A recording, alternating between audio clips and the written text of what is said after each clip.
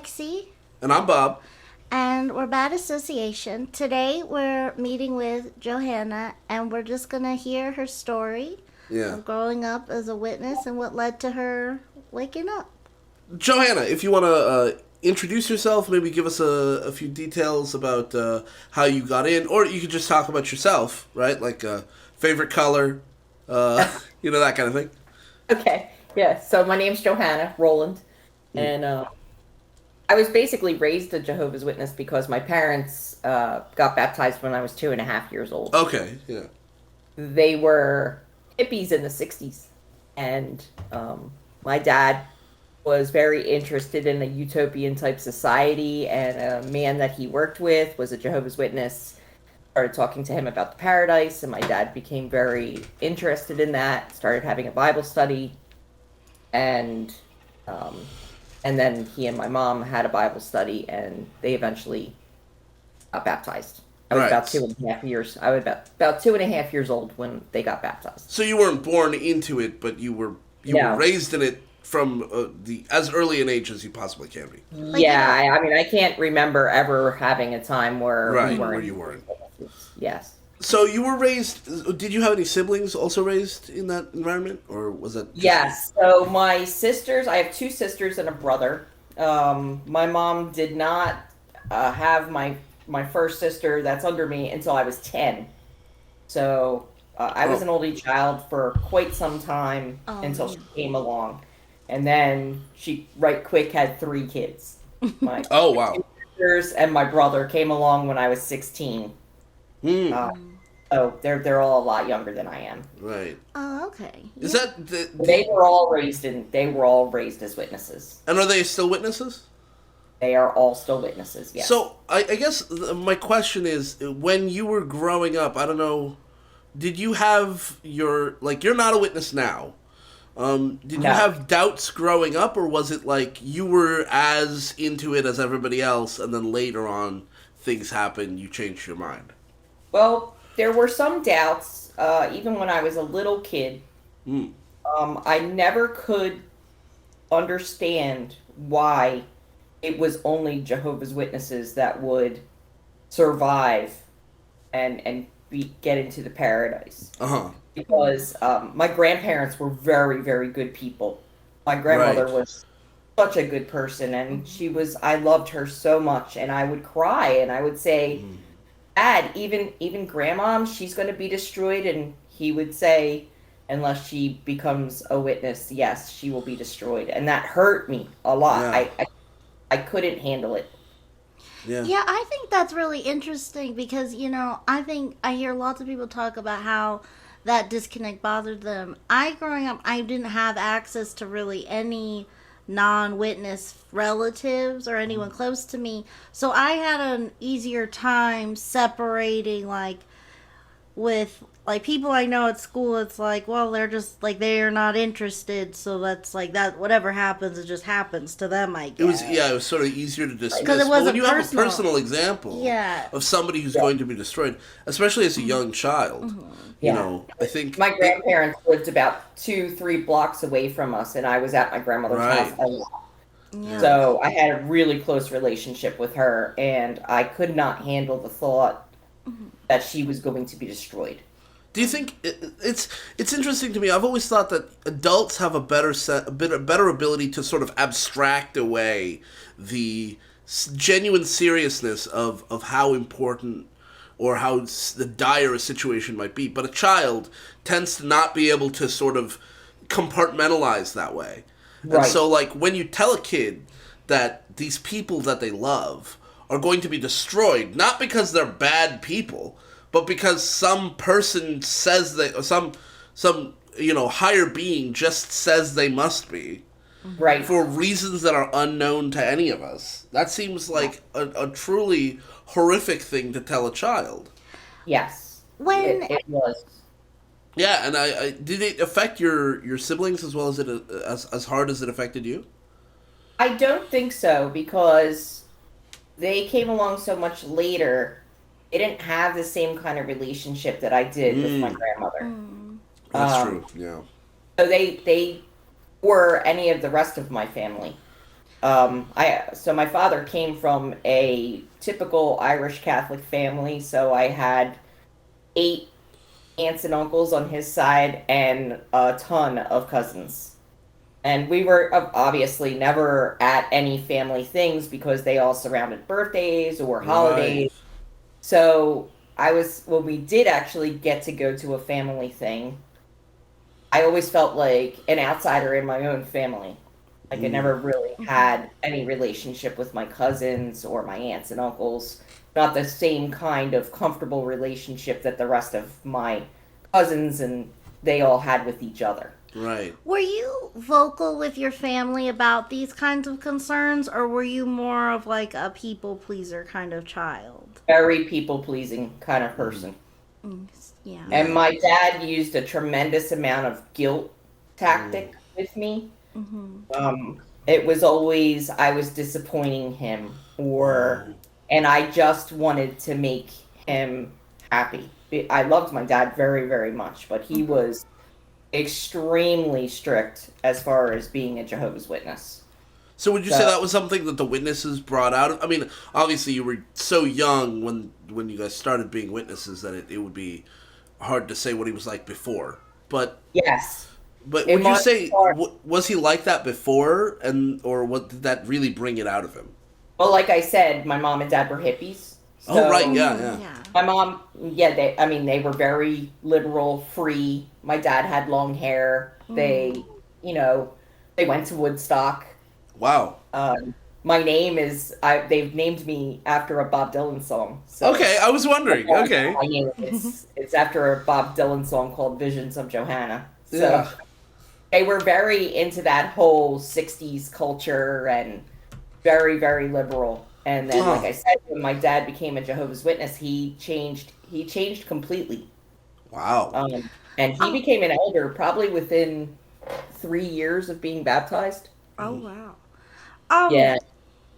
One thing I want. So, would you say that your mom was like different as far as changing, or because you mentioned your dad changed? Did your mom kind of hold on to some of those liberal views, or did she also change pretty radically too? One thing they both held on to from all of that was that they still loved music. And my mother still played music all the time. I was raised with a lot of music in the house. And so that was a great thing. But my mom, as she got older and older, she became more and more rigid and judgmental. Oh. Yeah, and I think there's some reasons for it. Yeah. That's so okay. So going back, we want to stick with sort of semi-chronological order. We'll try. We'll probably jump around a little bit, but we'll try to stick with your, starting with a young age and going up. I don't need to explain chronology to you. No. Do you want to? You wanted to ask about the school? So were you homeschooled or public schooled? Public school. And was that like so? That was like in the 80s or No, it was actually in the 70s. 70s? Okay. Okay, so Yeah. so witnesses were like very not common, or were they common in No. your area? There was one other witness kid in my class. Okay. Were you friends, or was it like we're Kind both kind of in the same yoke? Yeah, we were kind of friends. His parents were nuts, and Oh. yeah. So he and I, when we were little, like he kind of went home and told his mom on me for some things that I did. So were we really close? No, we kind of got friendlier as we got into junior high school. But even then, he said things to his mom about what I was doing. And they got back to my parents. Did you do the same for him or other witness kids or other witnesses? No, I didn't tell anybody anything.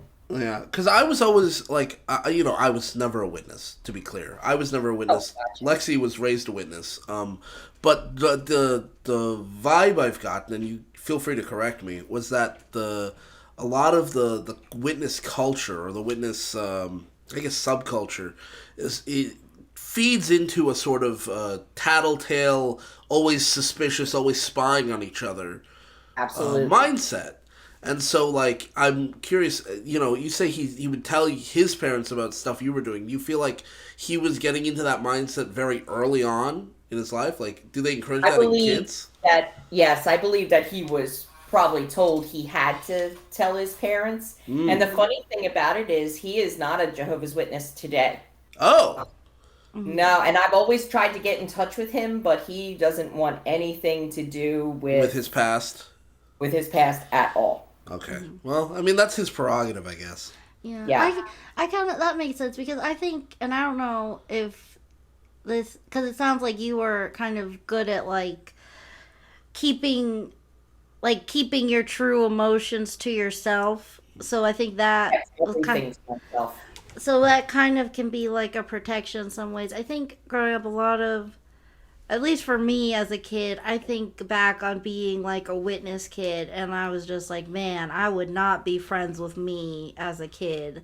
Oh. Just like, because when you're a witness kid, you're not really allowed to like be a kid. You have a job preaching to people regularly. And like, I was in early morning service at like 3 at like a baby in the car seat. Oh. Going out in the car. Did you guys go witnessing when you were a kid? Like, as a family? Yes, all the time. My mother was a regular pioneer, Oh. and my wow. father was an elder. Yeah. And yes, I was in field service all of the time. Were you, so that was the one witness kid you were in school with. Were you like able to be friends with any of the other kids, the worldly kids in school, or did you just, or were you more alone or somewhere in between? So I would say somewhere in between. I was always a very outgoing person, and I made friends very easily. So believe it or not, I still have friends that I went to grade school with that are Wow. still my friends to this day. Yes. Oh wow, that's nice. And but I was never allowed to do anything with them outside of school. Oh, So right. we were friendly in school, but I wasn't allowed to do things outside of school with them. I was never allowed to associate with them. And Did I you always have, made oh, excuses or I never actually said why I couldn't come. Just Do my they mom. know now? Oh yeah, they know Yeah. now. Yeah. when you tell them now, do they like, were they ever like, oh, that makes a lot more sense, Yes. or yeah. Yeah, I can imagine that. That must have been really difficult It was very for difficult. for like it's not just our instinct to try to socialize as as social creatures, but also our society. When you're raised in a society but told that you're not allowed to engage with that society, that's I mean that's got to be extremely painful for a child. Just trying to like find their way and find who they are. And like you said, you're a very social person, so Yes. it must have been, even if you were a very solitary person, it might even be okay. But if you're trying to make friends, and then you have to make excuses for why you can't go to things. Did people stop inviting you to things? When Yeah, they kind of caught on? they knew I couldn't come. I mean, they knew I was a Jehovah's Witness because I didn't salute the flag, because I didn't celebrate any holidays, because if there was any kind of birthday party at school or anything like that, I always had to sit in a chair outside the class or go down to the library. So they knew, and I was always distinctly aware that I was different from everyone else. And I don't know what they really thought, but I did have people that I was very friendly with in school. Yeah, and then yeah. And then I guess about like, so you were brought into the truth when you were like 2 as a Right. child, but you weren't baptized until 15. Leading up Right. to that, growing up, did like the adults around you, including your parents, like instill goals in you, like you're gonna, yeah. Yeah, Tell us so it something was about that. always the goal that I was going to grow up graduate from high school, and become a regular pioneer. That was always the goal. Mm-hmm. And my parents were very, very strict with that kind of thing. We had, we always had family Bible study every week. My father had personal Bible study with me. I was, let's just say, probably at 4, I was put up on the platform and I recited all the Bible books in front of everybody. At 5, I gave my first talk. And I was pretty much like the golden girl of the congregation. And the dynamic was really interesting too, because I grew up in Atlantic City. And at the time, the majority of the congregation was black. Okay. And I'm white. And my mom and dad and another brother and his wife and daughter, we were the only white families in the congregation. Oh. So when I think back about that dynamic, it was kind of like we were held up to a higher standard. And interesting. Yes.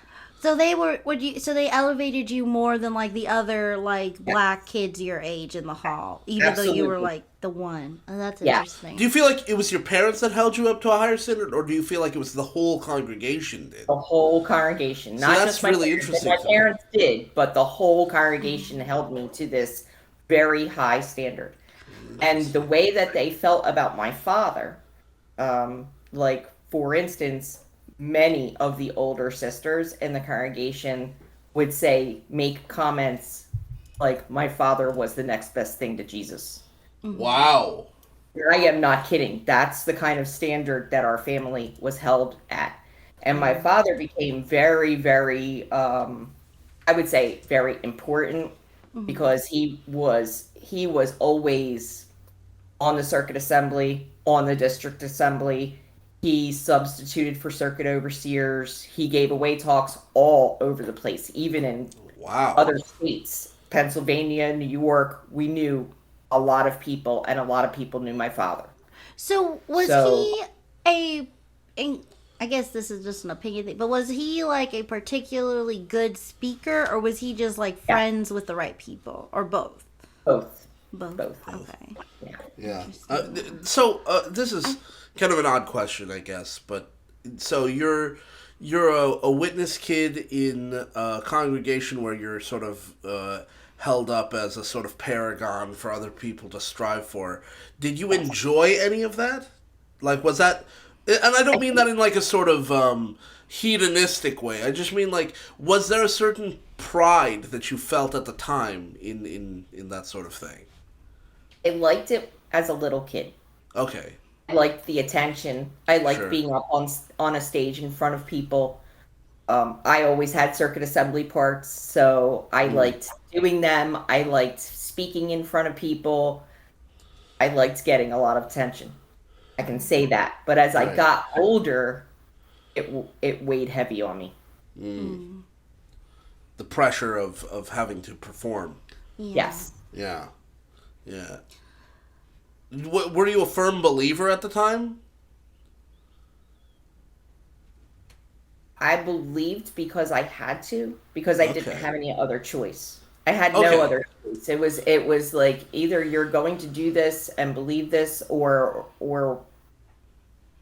the consequences will be grave.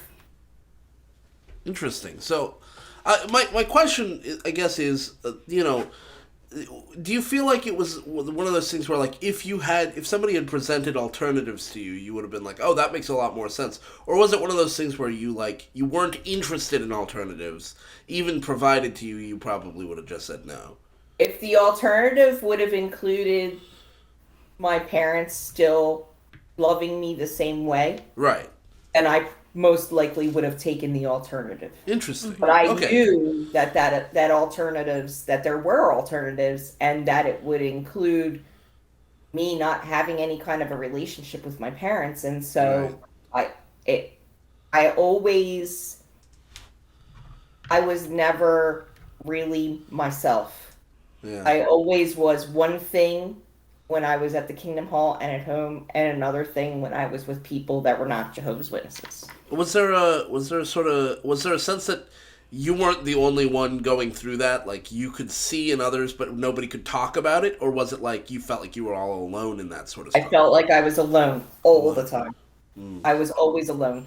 So even the kids in the Kingdom Hall, they didn't really want to hang with me because I was, I was Miss Goody Two Shoes. I was Golden Girl. everybody was They're not always gonna, be like Johanna. Yeah. Pretty much. And none of them really wanted to be like me, and I knew it. So it was hard. I couldn't really have any good friends at school or in the Kingdom Hall, so I didn't have a whole lot of friends. Oh. And most of the friends that I had were at least 15 to 20 years older than me. Right. Those were the people that were my friends. And I was always very precocious as well.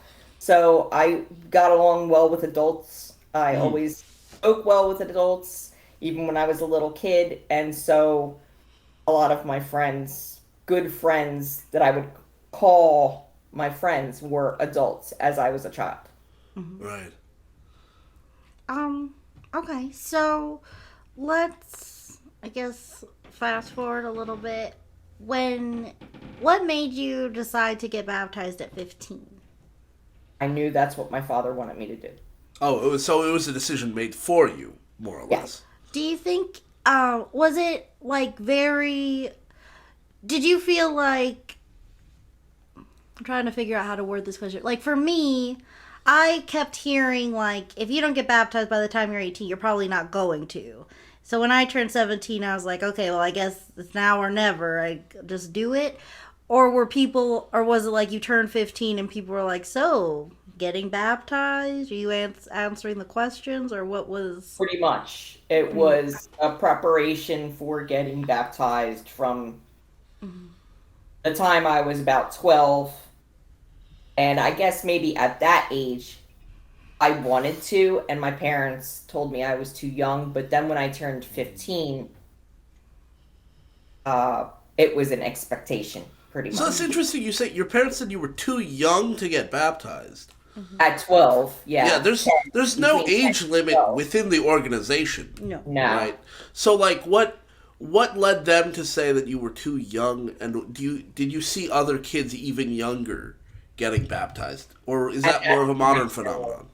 No, it seemed like 15 was about the right age. Okay. So would you say that's more of a modern phenomenon where kids as young as, like, so young they can barely coherently put together a thought, but they're being dunked in the water and being baptized? Yeah. When, I think, because your like, later in the... Like, your daughters now were raised in the truth at certain points, right? They were. When that was one of the times when I was back. Okay. So, as a witness when I had both of my kids. Did either of your kids get baptized? No. No? Okay. Yeah. I was just wondering if the questions are about the same that you answered as they are now. That I don't know. Okay. I'm curious also Sorry, I guess I'll just ask, like, what I know of the questions to see what your experience was. Did you have, like, 3 sessions with 2 different elders each time, or was it just one? Yes. 3 sessions? Yeah. Did you... like, when they ask you these questions, like, about doctrine and about, like, how to behave and about how to carry yourself as a witness, did you have any feelings during that process, or did you just, like, or was it just going through the motions? I approached it as an intellectual test. Okay. So I basically memorized my answers and gave the answers that I knew that I needed to give. Is that what other people did as well, do you think? I don't know if that's what other people did, but that's what I did. Did you dedicate yourself to Jehovah in prayer before you answered the questions, or ever? No. Okay. No. Okay. So it's I always interesting had a to say problem with praying. I could never really get it. Yeah, that's one thing I've heard as a sort of a common thread among a lot of ex-JWs, that that prayer never worked for them. And truth be told, I never believed in a God, and I've tried prayer multiple different ways, multiple different religions. Never worked for me. I never felt anything. Yeah. I always felt like I was sitting in silence and clasping my hands or putting my hands together or, kneeling to the ground or, whatever the physical motion was. And it felt like I was waiting for a response, almost like waiting for a phone call that you're expecting and nobody calls, Yeah. My question though is, do you, when I hear that answer, and especially if I'm, in outreach to current witnesses, my fear is that they'll hear an answer like that and go, aha, this person was never a true believer. This person didn't pray hard enough. And my question to you is, what would you say to that? Do you feel like you did? Do you feel like there were ways in which your experience, you prayed as hard as anyone could possibly pray, or do you feel like you didn't really? I tried. But I could never really understand the whole having a relationship with an invisible being. I could never really get it. And I never understood how people would have so much faith and how they would say, I have this relationship with Jehovah. And I did not understand how you could do that. Yeah. And I would mention that to my father, and he would always say, you don't really feel that way. He never acknowledged my feelings at all. Neither him or my mother. They would always say, you don't really feel that way. Now, would he say it in sort of a fun, playful way? Like, you don't really feel that way? Or is it like a serious, stern sort of thing? Serious and stern. Wow. And he meant it. You don't really feel that way. So I never had my feelings acknowledged. That's so fascinating to me, because it's like, you would think somebody who comes up in a very free-spirited sort of environment, I mean, he coming from a mindset of free-spiritedness, joined the Witnesses, and I guess changed significantly. Mm-hmm. I would have thought that there would be still some recognition that, like, your feelings are valid because you feel them. They are intrinsically valid, but I guess that's more of a modern understanding. I guess I would wonder, though, if it would also be part of... Because, like, if he was, like, free-spirited, I don't know how accepting your grandparents were of his lifestyle as a teenager. But maybe he just thinks, like, well, now, I had Woodstock and Wild Times, but now I cleaned up my act. I've grown up, and now I can't. So you think you want Woodstock, but trust me, I've been there. You don't want that. That is exactly correct. That is exactly correct. Mm-hmm. Yeah, that's... Which I can understand the mentality of, thinking what's best for your child, but it's still not okay. I think it's good, though, that now the more modern thing is to still at least acknowledge that a child has expressed feelings one way or the other. And I think part of that also is a sort of fundamental misunderstanding about how parenting works. That I'm not a parent, so I'm not an expert in anything, right? Like, this is just me speculating. But I've always thought it was weird how sometimes parents will say things like, I've been there, and you don't want that. And, like, I understand if it's like a scam, right? Like, oh, you shouldn't be sending your email address out to these people because they will scam you, whatever, right? But, like, there's a sort of different... It's a completely different thing when you do that with your feelings or with experiences that were pleasant. It's just different than you have now. And parents feel like their authority should extend all the way to telling you how to feel. Mm-hmm. And I wonder, do you feel like that's a thing that... he got from his society or from his religion more? Because I feel like that you could really go either way. I think he got it from the amount of studying that he did and how much he totally believed everything that he learned. I truly believe that my dad thought he was doing the right thing for me, and that if I did not follow in his footsteps or do what he wanted me to do, that I would be in grave danger. Right. Mm-hmm. And in a sense, that's almost respectable in a Yes, way. he didn't do it out of any kind of meanness, because my father was not a mean person. Right. He was a good person, a It was a real sincerely held. very Uh, sincere. Yes, yeah. he was a good person. Again, while we're on the topic of this, you mentioned that your dad was a pretty prominent speaker, traveling like all Yes, over. Did that affect your family I in any believe it. way? Yes, I In believe what it way? did, because well, he the way my dad operated was Jehovah came first, and his duties in the congregation came first. And so anything else was second. So that meant his job was second, and he got let go from I can't tell you how many jobs, because he could not go to work because he had duties in the Kingdom Hall. So that affected us in a financial way. Sure. And he was constantly at the Kingdom Hall. He was constantly in elders meetings. Sometimes the elders meetings would go to 1, 2 o'clock in the morning.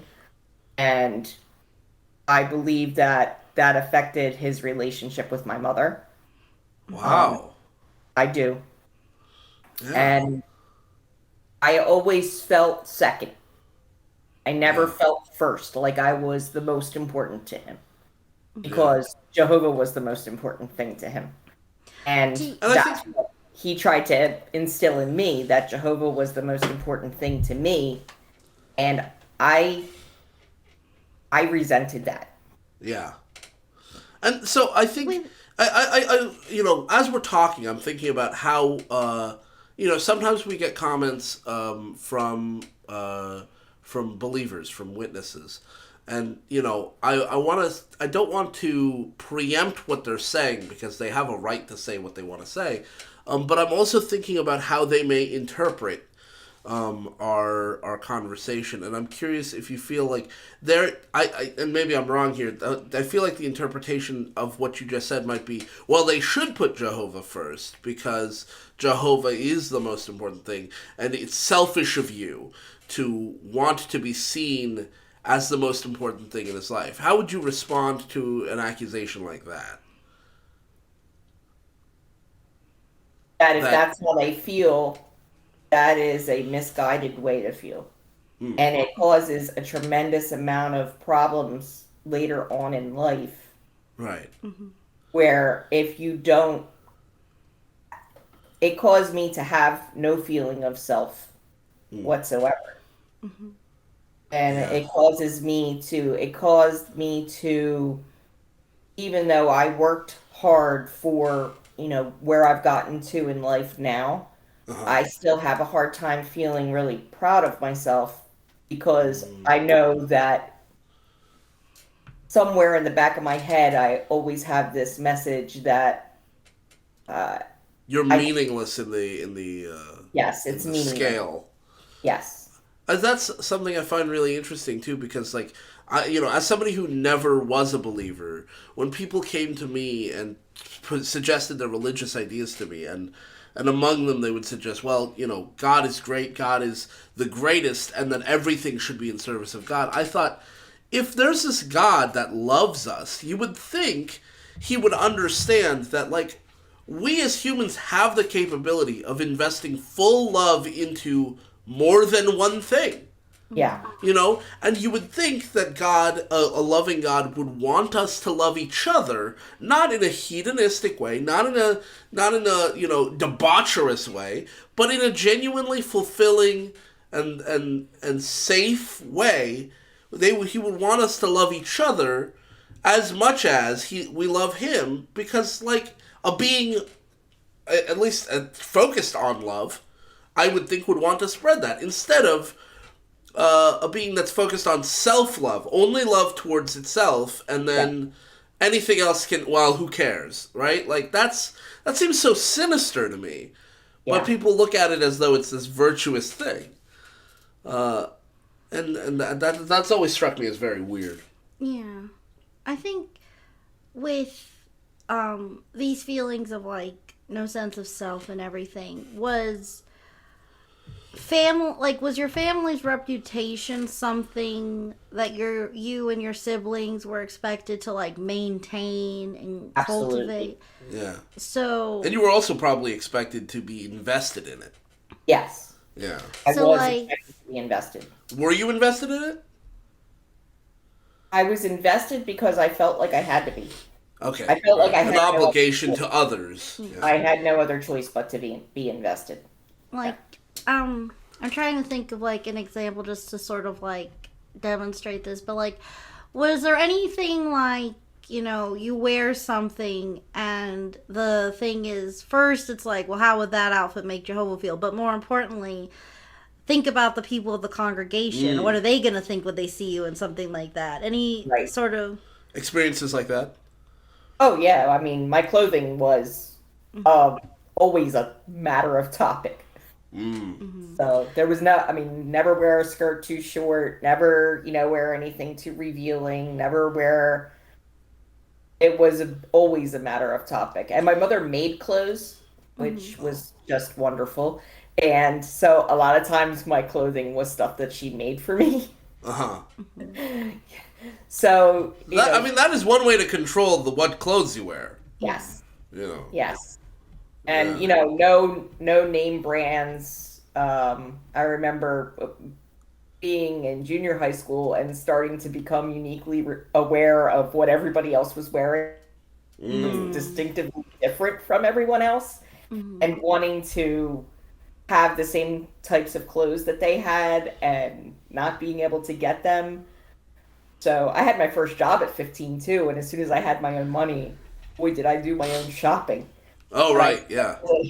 I still had to be very careful about what I wore. Were you sneaky about it, or was it like your parents knew, but it was like Sometimes I was sneaky about it.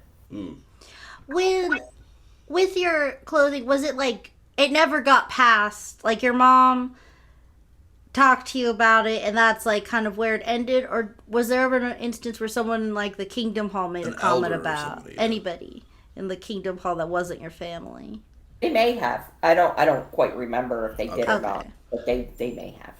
Yeah. Okay. But you're familiar with situations like that Yep. that happen to other people. Yep. So you get baptized at 15, you're in a popular witness family, and then at some point you dissociate. What happened? When was that? So I disassociated when I turned 21. 21, okay. I was very smart in school, and I graduated 8th in my high school class. Oh, nice. And I could have pretty much gone to any college I wanted to go to. I actually took the SAT. There was a thing in my school where they offered a certain group of kids who were really high performing Right. a chance to take the SAT without having to pay for it. Yeah, my school waived my fees too. Yeah, and I took it without my mom and dad knowing. Oh, okay. That's And good. when the results came through, In the mail? I had an extremely high score, and my guidance counselor was begging me to please apply for colleges. Yeah. And I knew that I couldn't go to college. Now, I did have a conversation with my parents about it, and that was a huge fight. Oh. And they told me that if I decided to go to college, that they would give me absolutely no support whatsoever. So my choice was to go to college and strike out on my own, and I had never been on my own, and Right. it was a very scary prospect, or graduate high school and pioneer. Oh. So that's what I did. I graduated high school and I started pioneering right And away. at that time, you were still a believer. You didn't want to leave the religion. No, and that was You never wanted my to go to college for the sake of college, not for I the just sake wanted of to go to college. Yeah. Because for me, school, like I loved school. right. Yeah. I would actually up until probably I was a sophomore in high school, I would on the night before the first day of school, I would sleep in my clothes. Oh that's- wow. That's how much of a nerd I was. Okay, I was about to say your experience sounds very similar to mine, but not that. I never did that. I could not wait to get to school, and Yeah. I was very popular with the teachers. In fact, my senior yearbook, I was picked as the teacher's pet. That's Fair. pretty bad. I know it's really embarrassing, but that's kind of the kind of school person I was. And so Yeah, I loved learning. I loved being in school. I liked that whole atmosphere of interacting on an intellectual level with a teacher. And so I wanted to go to college. Yeah. And boy, was that a huge fight. So at the time, how long? I mean, I guess this is a question more about the Watchtower's policies. How recent is the idea? And I guess I'm asking both of you. How recent is the idea that you shouldn't go to college, or has that always been a thing? Pretty much always been the idea. Really? Yeah, I feel like it has sort of like ebbed and flowed, just, with litigation or whatever's going on behind the scenes, because I feel like now it's become where they've just like accepted. There's like a period of time where all their public rhetoric is going to be that you cannot go to college. Right. But it's gone from being a like almost judicial matter, because I remember there was a brother in my hall who my dad was like, he's like way more qualified than like every other brother we have, and he's like really nice, but his son went to college, and so they made him step down as an elder. Oh, wow. And they would not let him, he wasn't, and then later on, like this, so that was like when I was like 11 or something. Years passed, and now he's a ministerial servant, but he was just friends with my dad, and he was just a very candid man. I'd be very if I could ever get in touch with him, I would love to know more of his opinions on things, because I think this is a really interesting take to have. But he told my dad, when they asked him if he'd want to be a ministerial servant, he was like, my situation hasn't changed in any way. Why Right. now? And they basically didn't have an answer. And he was just like, he was basically just like, okay, well, screw you guys, but yeah, I want to help the congregation, so I'll do it, like, in spite of you people. Almost. But, yeah, so that's just kind of... I wanted to go to college, and I think I didn't realize how resentful I was, but I was extremely resentful. Oh. And I resentful that they had tried to stop you? Resentful that I never got to go to college. I guess tried and succeeded. Wanted to do, and I ended up being a pioneer and having a part-time job. I started working at a dentist office, and I had a part-time job. But anytime I ever had a job, they always gave me more and more responsibility. Right. Because I always pick things up very quickly. And so when I was working at this dentist office, I started getting friendly with a lot of people that I worked with. And the more friendly I got with them, the more kind of double life-ish I led. So I did, I would like sneak and go out for drinks with them and go to parties with them. I went to the company Christmas party and told my parents it was like an awards ceremony. I mean, I got really, really good at lying. I had been pretty good at lying for a long time, but I got really good at lying and doing things. Like I met this one girl at work, and I really liked her a lot. Her name was Jerry, and she invited me to her house for a party. Now, she was in college, and they were having like a college kind of a party. And I told my parents I was having a Bible study with her. and I drove over to her house, and we were having this party, and we were drinking, and it started snowing, and it was snowing really, really hard. So I basically drove home drunk. Oh, wow. Because if I didn't leave her house, I was going to get stuck there. Oh, sure, yeah. And then, yeah. Yeah, and then, of course, my mom and dad, they weren't idiots. So I'd come in, and they would say, have you been drinking? And I would be like, no, I haven't been drinking. I don't know how, I got them to believe me, but it was kind of more and more living a double life, Yeah. and less being um, wanting to be a pioneer. So Yeah. I stopped regular pioneering and I went down to auxiliary pioneering. I started working more. And then I stopped auxiliary pioneering and I started working full time. And I got more involved with a lot of the people that were at work because their lives were interesting to me. They were doing things that I wanted to do. They were having fun. They were going out. And these were things that I wanted to do. And so I just, I guess I just wanted to be on my own. I mean, I was be 20, 21 years old. And I And didn't want to live at home anymore and have to be in at 11 p.m. and right. have my comings and goings monitored, Monitored and yeah. have to lock my room so that somebody wouldn't go in there and snoop through my things and, all those things that you want when you're 20, 21 years old. And not for and I want. to not for you didn't want those things for nefarious reasons. You wanted No. them just for personal privacy.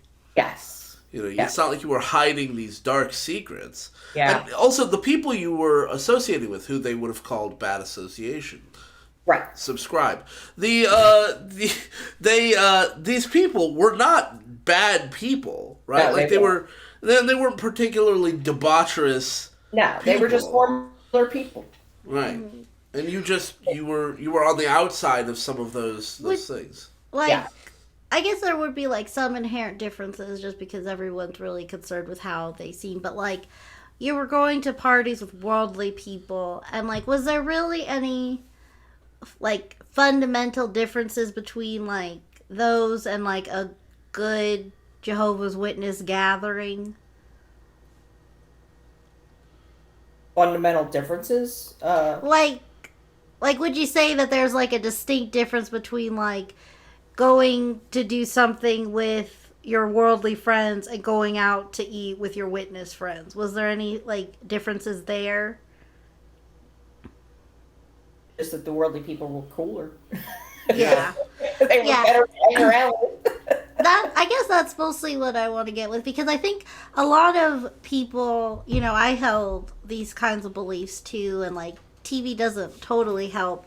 This idea that like if you're worldly, you're just going crazy and you're just Yeah. like wilding out and doing every kind of debaucherous thing, but for the most part people are just like to be together. Right. Yeah. It's kind of just Hang out.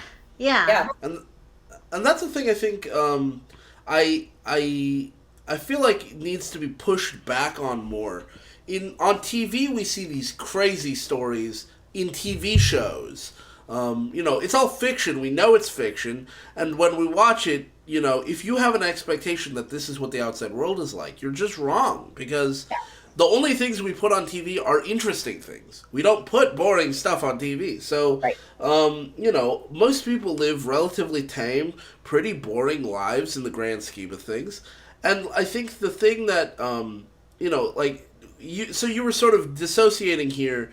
Did you do the thing that witnesses sometimes talk about where somebody just goes absolutely crazy when they leave? Or Oh was yeah. it... You did, okay, you did. Yeah. So there's a lot more to this story. So Yeah. I guess Yeah. my parents were getting more and more worried about what I was doing, and there was a lot of tension in the house, especially between me and my mother. My mother and I fought all of the time, and right before I moved out of the house, she and I had a very, very big, like, blow up fight. And then she left to go to Pioneer School for 2 weeks. And the last thing that she said to me before she left for Pioneer School is, if you don't want to live in our house by our rules, don't be here when I get back. Ooh. And I was pretty defiant at that point, and I got the paper, and I looked for an apartment. I found this house to share with two other girls. I didn't know them. I asked a friend of mine who was also a Jehovah's Witness, but I've known him for a long time. He's not a Jehovah's Witness anymore.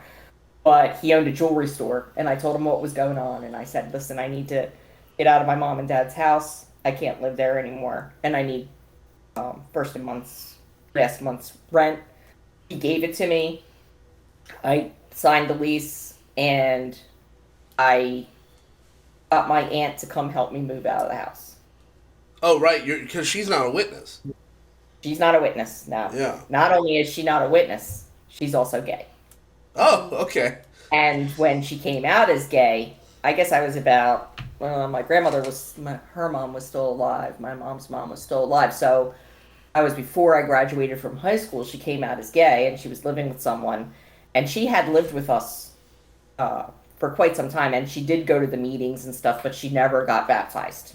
Interesting. And okay. I believe she didn't because she's gay. And Right. Yeah. she couldn't be a Jehovah's Witness. So when she finally came out, my mother was livid. She was screaming at her on the phone and telling her how disgusting she was and how she never wanted to talk to her again her whole entire life. And her partner would never be accepted in her house, and she would never ever go to their house, and they could never show up at my house. Do you? Sorry, I'm just really. It's just that's so painful to hear too. Yeah. I'm sure it was even worse for her. Yeah. Yeah, she was only 10 years. She is only 10 years older than me. So it was kind of like more like she was my big sister than she was my aunt. Right. We did a lot of stuff together, and I did not care that she was gay. Right. I always kind of knew she was gay. Right. That's what it seemed like to me. Right. She just has like a different vibe about her. She's not as interested in men. It's like, okay. We never talked about it, but I always just knew, like, it wasn't a shock to me. Right. And so I knew also that asking her to help me move would be like, a knife in my mom's side. Yeah. Did you do that because it would be a knife in her side, or was it? Yes, absolutely. Yeah. It was very, very spiteful of me. Yeah. Very spiteful. Do you regret that at all? I do. Yeah. I do, because I regret it because I think I didn't ask my aunt for the right reason, and I regret it because of her, not because of my mom. Right. Yeah, I understand. That's fair. Yeah. It maybe does her a disservice because she has to come to this place where there's going to be hostility towards her. So was the moving out process? Oh, yeah, right. Yeah. She's gone. My mom was gone at Pioneer School. My dad was there, and my aunt came to help me move. My dad just sat there and watched us. He never said a word. So at any point did he try to talk you out of leaving, or not at all? He just sat there. Yeah. Well, your siblings. They were little. Very. Yeah. They were little. I mean, my sister, right under me, she was 11, and then my younger sister, she was 7, and my brother. And then your brother would have been like 5 or 6, right? Yeah. They were little kids. Yeah. So little in that they didn't understand anything going on, like they just. I mean, they were 5 or 6-year-old. It's not gonna. I guess I'm just wondering, just because they understood that it was a bad time. They understood, and they were sad. Okay. When I think back about it, I don't even remember them and what they were doing. I think maybe my sister right under me, Carla, she may have been upset, very upset, and crying. But it was a tough situation. Do you think me into the house, and there I was all alone, and I didn't know anyone. I didn't have any friends. I was scared. Right. And I think it's worth reiterating at this point that this situation, this terrifying situation for a young person who, I mean, granted, it's terrifying for any young person to be kicked out of their home. Yeah. As soon as you're kicked out of your home for the first time or you're living on your own, that is a scary time.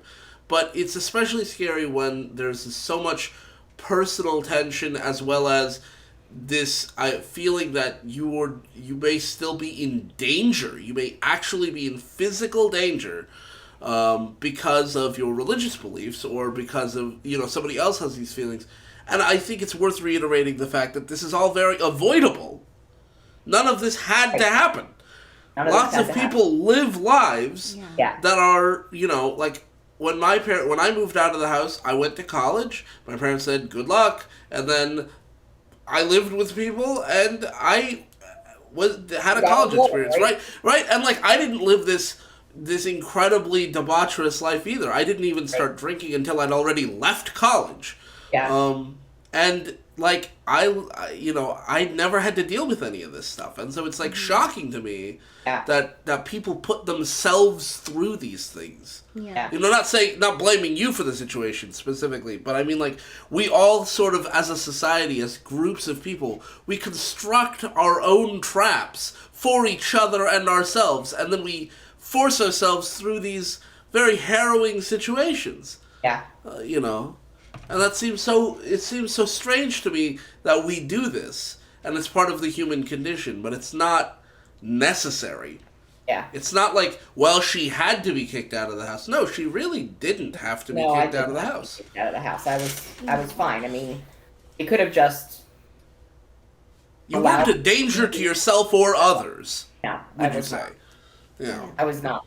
So then when I got out there on my own, I was pretty lonely. And I was at work one day, and this guy that I grew up with, whose mother is a Jehovah's Witness, but he never became a Jehovah's Witness, showed up at my job. And he lived across the street from me all growing up, and I always hung out with him, and he was always considered a bad association kind of thing. So we lived across the street from each other. I did hang out with him. I always kind of had a crush on him growing up. He shows up at my job, and he was back home. He had joined the army, got married, and then something happened. Joined the army, wow. Yeah, something happened between him and his wife, and he got a divorce, and he came back home and lived with his mother. So he came and looked me up, and he took me out to lunch, and kind of turned on the charm, asked me out for a date, and literally, I had never been on a date. I was never involved with anyone, not even as a Jehovah's Witness. I never had been on a date. Did you want to be involved with people growing up? Absolutely. Yeah. Okay, I kind of figured you would, but some people, never really. I had never been on a date. So I went on 3 dates with this guy, and I told him I loved him after 3 dates. And he was like, oh, hell no. Excuse my language, but that's pretty much. No, that's fine. You can swear on this channel. Yeah. That's fine. So what he did was he got a friend of his who also was raised as a Jehovah's Witness and was currently disfellowshipped to call me up, and I didn't know this, but he wanted the guy to break me in so that he could date me later. What? That's, I think, on one hand, whoa, what? So, that's, like, I don't know who to be more creeped out by. The person who pitches that to their friend, or the guy friend who agrees to it. Who's, that makes total sense. I gotcha, bro. Like, if I was asked to do that by a friend, I would be mortified that I had associated with this person at all. Yeah. Not even in like a bad association way, just like a genuinely, like, this person seems really skeevy in a way I did not know. Yeah, so he called me up, and I was particularly devastated that this first other guy had rejected you, just dropped me. I was unusually devastated because I didn't have that chance, like as a 15-year-old to go out on a date with somebody and make your mistakes and then heal those that wounds. Learning experience that you get when you're a teenager and you date this person and you date that person. I never had any of that experience. Yeah, I think that's a really good point you bring up. Just like how, being a witness, I don't think a lot of people really think about how it does kind of infantilize you in a way, because you're on a date and he's like, we're both in our 20s, and therefore there's some equivalence in our power levels on this, but really no. But as soon as you say I love you on the third date, he's like, oh, she doesn't know anything about anything, right? And which, like, on one hand, I guess he could have taken more advantage, but I still think it's awful to just well, she's a problem that needs to be solved. Give Right. him to somebody else, I guess. I And wouldn't take this girl, but I need her to be a little bit more experienced. Yeah, and I find it's also, like, I do want to say, I didn't have a lot of dating experience up through my, high school years. My first serious girlfriend was in college. And even so, because I was allowed to associate with other people, because I was allowed to ingratiate myself in social circles, even though I wasn't cool in high school, I still witnessed other people going through a lot of these things, and I could learn lessons from them, and also learn lessons about how it would feel to receive advice from others. Because, like, I remember distinctly there was a kid who his girlfriend broke up with him, and his best friend is sitting with him talking, and I just happened to walk up, and I was talking, and I was like, why are you so upset? Like, you guys will probably get back together. It just seems like you guys are having, like, a little fight. And that didn't assuage his sadness at all. And, like, I learned something in that moment that I wouldn't have learned if I wasn't allowed to associate with him. Yeah. I learned something about the nature of, like, how heartache feels that I just had never experienced before. Yeah. Even just by virtue of witnessing it in others. And so I think, when you live a sheltered life, it gives other people a huge opportunity to take advantage of you. Mm-hmm. Yeah.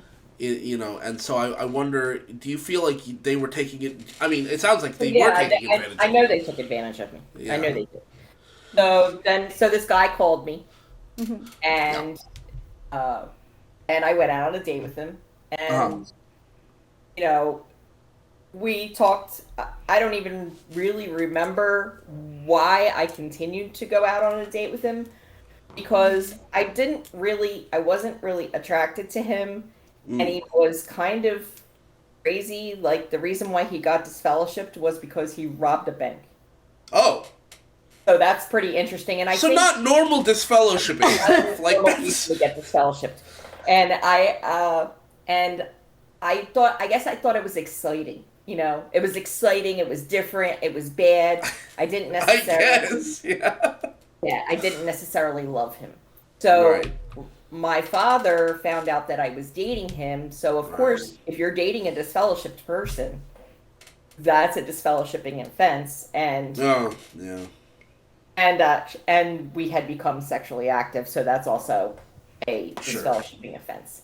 So my father brought the brother that studied with him and brought him in the truth over to my house to talk to me. And he came to my door, and I wouldn't let the other brother in the house. Oh. I would only let my father in. Oh, well, what was your reasoning at the time? I was done. I did not want to talk to anybody from the Kingdom Hall. I didn't want anybody asking me any questions. I did not want to talk to anybody from the Kingdom Hall.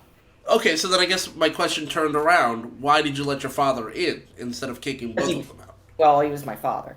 Okay. Yeah. So my you still had father the sort of respect for him as your father. Yeah. Yes. He came in and he talked to me. He asked me if these things were true. I told him yes. And he got very upset. The first time I ever saw my dad cry. And he said you have to stop. You have to come home. You have to stop dating this person and come home. And I said, I'm not coming home, Dad. And he said, I'll never be able to talk. He was crying. He said, I'll never be able to hug you again. I'll never be able to talk to you again. And I can't. He's like, you have to meet with the brothers so that you can be disfellowshipped. And I said, I won't do that. And I asked him to leave. And it was horrible. It was a horrible thing to sit there and see my father that upset. And I'm getting upset thinking about it because it was very awful. By the way, if you'd like to take a break, we absolutely can. Yeah. It's okay. So my dad left the house, and he sent the brother back to the door. And I opened the door, and he said, at least write a letter of disassociation. If you don't want to go through a judicial committee, you have to write a letter. And so that's what I did. At that point. At that point, it sounds like you were doing it for him, not because you cared. Yeah. How Right. did along the way did you feel like your theological to kind of pull back a little bit, so that we're not too sad? Do you feel like your theological beliefs had been shifting, or was it like your theology was still pretty much where it was, but you had a new perspective on it? So You know what I mean? This is how I felt for the majority of my life. That I just couldn't cut being one of Jehovah's Witnesses. That I couldn't handle the rules, that I couldn't be a good witness, and that basically I was wicked and that I was going to get destroyed at Armageddon. Oh, I think that's really interesting. Because I felt very, very similar, almost like word for word, felt like that. Yeah, you described it to me when we first met, and you described. I didn't know when Lexi and I first met what the witnesses believed about hell, or that they didn't believe in hell, and like Armageddon and things like that. And so when she explained it to me, I asked her like, "Oh, okay, so you're gonna be saved at the end," and you were like, "Eh." Yeah, no, I was very honest about it. I was like, no, I'm probably not going to be there, at all. I'll just be dead. But... Yeah. And I thought that was really interesting. I was very totally okay with that. I was totally okay with that. I had resigned myself to the fact that I was going to die at Armageddon, and so I was just going to live my life. That's so fascinating. Do you feel like how common do you think that belief is? Because a lot. I think it's very common. I mean, yeah, that's like part of the doctrine, isn't it? It's part of the doctrine. I think that's basically like where my dad's still at, essentially. That seems horrific to me, because it's like, it's not just horrific in the sense of like, it would be horrific if that happened. Yeah, obviously it would be horrific. But like, also, it's horrific that the organization encourages people to feel this way about themselves. You know, the total lack of self-worth, that you're wicked in some unchangeable way. Like, because to me, it seems like wickedness is a thing that you do. Not a specific thing, but it's a description of behaviors you have. Not as some intrinsic trait that can't be washed no matter what you do.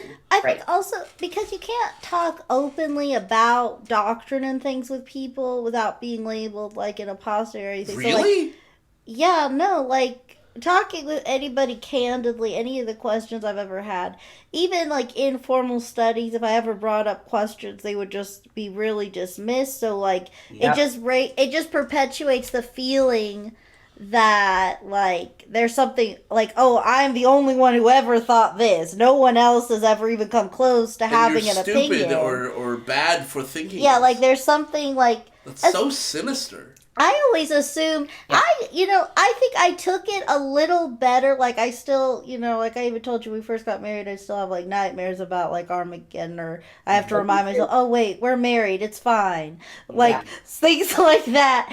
But, I also, there was what was I trying to get? Just...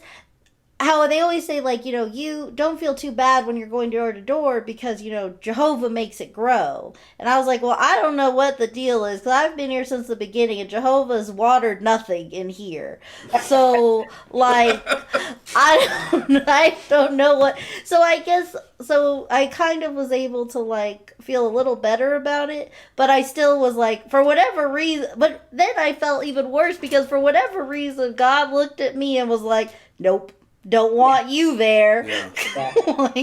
So it's just this... I mean, it's the creator of the universe is the foremost parent of all, and he's rejected you. Yeah. Such a despicable idea to put in people's minds. Mm-hmm. Yeah. It's truly heinous. Yeah. To suggest not only that you're not loved, but you are unlovable. Or even worse, you're so unlovable, but he loves you anyway. Mm-hmm. That's just abuse. Right. Right? They've got a fictional character abusing you. And they make you believe you're being abused. Yeah, like, honestly, even the best... Like, there are people in the Kingdom Hall that I grew up at that I still love, and I think they only ever meant well and were kind. But at the same time, though, they're still part of systematic abuse of everybody. Mm-hmm. Especially children, just because... They're so impressionable. Yeah. And I think that's what, what we talked about earlier, just like getting baptized young is becoming like the new normal. I have a nephew, I heard he was baptized and he's like barely 4, and I was What? like, yes, I don't know if this is like perhaps Barely culture. 4. Because he's in a different country, I won't like get too specific. Yeah, but it's not in a Western, or it's not in a it's He's not not in in the America. US. Yeah, not in the. I don't know why I fumbled so much with that, but like he's not in the U.S. But I did hear like at the last convention he was baptized at like 4, and I was like, how? Why? Who allowed that? That is so early. Questions. Yeah. Like, he doesn't even know how to form questions in his mind. Like, I've seen him on video. He definitely can talk. Like, I was an early speaker too. So, like, early speech does not mean early thinking. No, not at all. I'm not saying that. But I'm saying, I guess he could memorize the answers to the questions if they rehearsed with him every day. So could parrots. Yeah. But, like, I think it's just interesting because even when I was talking to my family about it, like, I remember even, like, one of my relatives was really, like, it was like, that's such a weird thing because, like, ultimately, because we were just talking about it and we're like, yeah, like, what are his parents thinking? It's like, well, ultimately, this really falls down on, like, young boys' shoulders. Because, like, if he like, God forbid he turns 11 and wants to, like, go to a birthday party or something, like, at school. Yeah. Like, or at least reproved. Okay, so yeah, let's bring it back to your story. Bring it back to your story. So, okay, so you wrote this letter, and at your dad's insistence, did you interact with any other witnesses after that because at a certain point you went back, but before you went back, did you get treated differently? Did people interact with you in a way that, I don't know? Nobody interacted with me. I was gone. Okay. You were just gone. So were there ever instances where you like saw like you're out and about, you see a witness and they're like, no, they look away or something? Yeah, something. Acted like I was pretty much invisible. Yeah. Did you even try to say hi, or did you know not to bother? I did one time to somebody, and the person said to me, you shouldn't be talking to me. Okay. So you disassociate. You continue seeing this disfellowshipped man. Yes.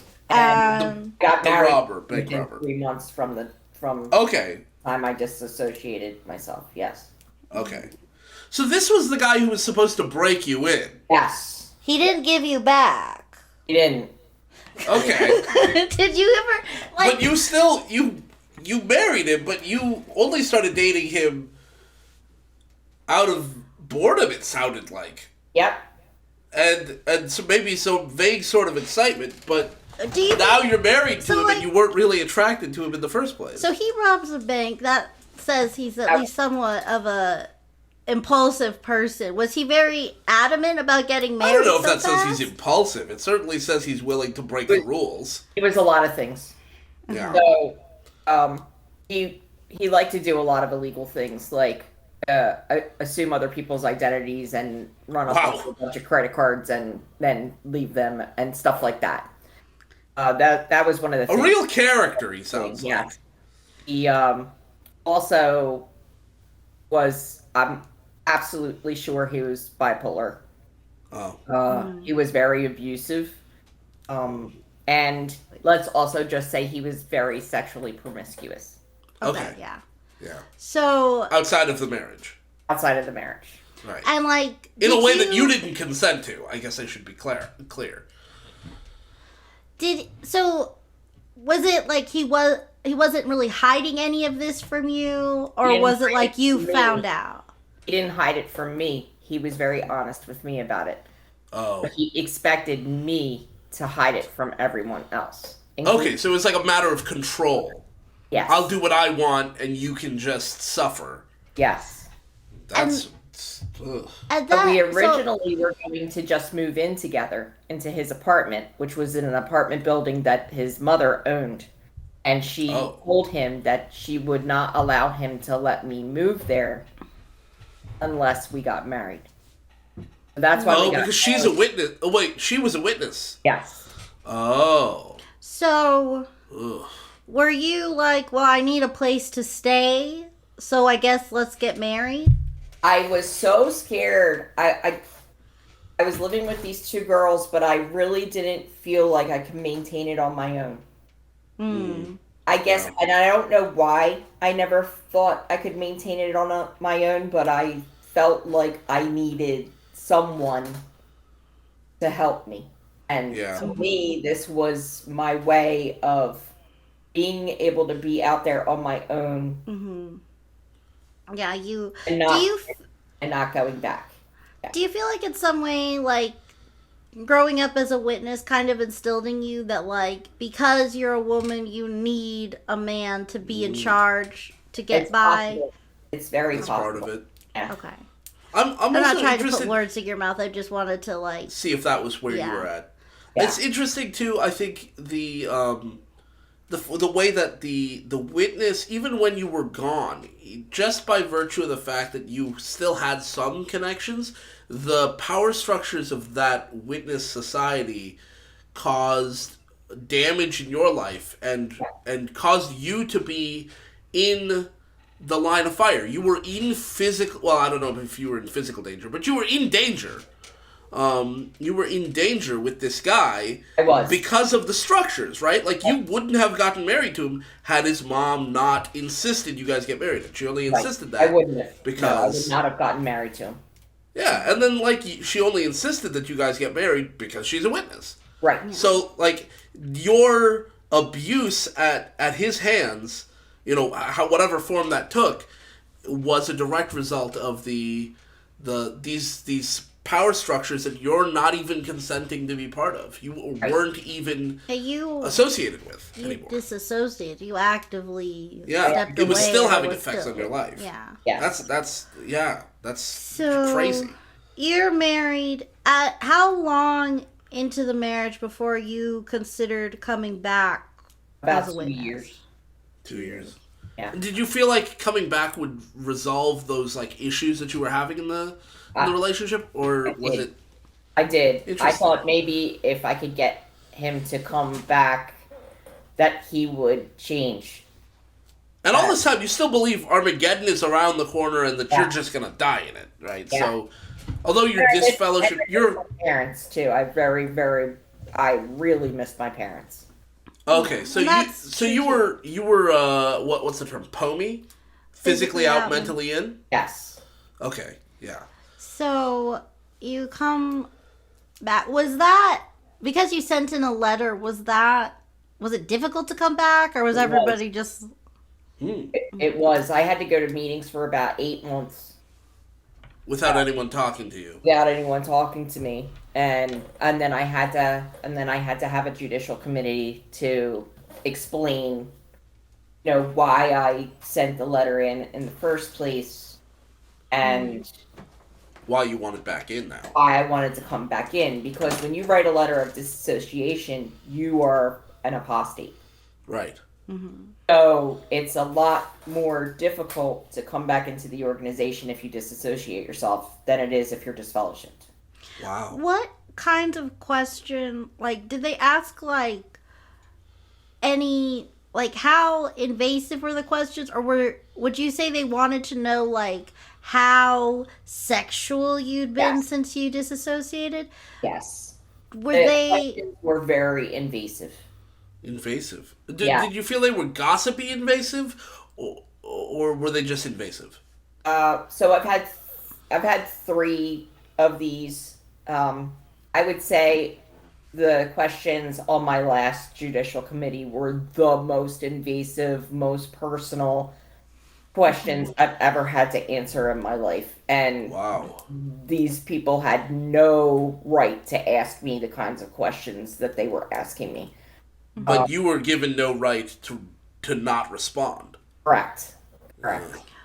So Would- I knew the brothers in the first judicial committee very, very well because I grew up knowing them. So they were kind to me, as far as kind as they could be. Right. And Less charitable so in other I situations. didn't realize that writing the letter meant that I was an apostate, and I never intended to be an apostate. Right, because you still believe. My intention, I just didn't want to be a Jehovah's Witness anymore. Right. Yeah, you couldn't keep up with the lifestyle. Yeah. Do you think so? Like, and did you basically communicated this to them, and they were like, "We see your repentance," so like, okay. Did you ever explain to them any of the abuse that you were under, and that you were hoping that some of that would change? Never. I never told them anything about him at all. Do you wish you had? Yeah, but he did not want anyone to know anything about him, and there were threats made to me that if I told, he threatened me. Okay. So it wasn't even about, like, you wish you had because you think that it would have made your case better. It's like, yeah, you wish you had just so you could have told somebody. Yes. Yeah. Do you think they would have, like, taken it seriously, or would they have just been like, well, you're married, so... Pretty much the second. So I didn't see any point in saying anything anyway. Right. I think... He was also trying to come back at the same time, but he was still doing things that were disfellowshipping matters. So he he was keeping it so quiet. He got reinstated, and he was still participating in things that he would be disfellowshipped for. Did he like express his like motivations for wanting to come back? Like you had yours, you wanted to like see your family again. You were hoping he would change. Like, what were his?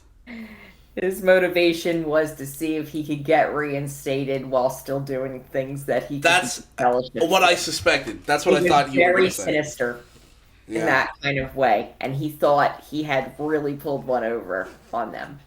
I mean, it sounds to me like he's just a class. I mean, I don't think you're going to mind me saying this, but I just want to be clear. I've never met this person. It sounds to me like he's just a very classic manipulator. Yeah. Through and through, right? Very, like, very ready to manipulate any person he can to get whatever he wants. Yes. I don't know if that counts as a psychopath or whatever. I don't know what the technical definition is. Some people just want to watch the world. But people sometimes some people call those people psychopaths. Okay, so you worked back. I want to just reinforce this to anyone listening at this point.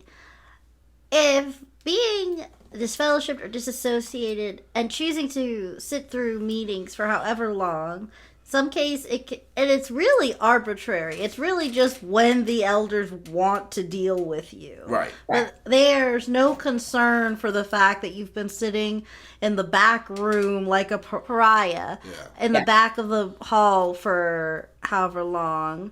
And it's just... So I think it shows strength on your part that you were able to do that just because you wanted to see your family. That's not the existence of such a test of faith is itself horrific.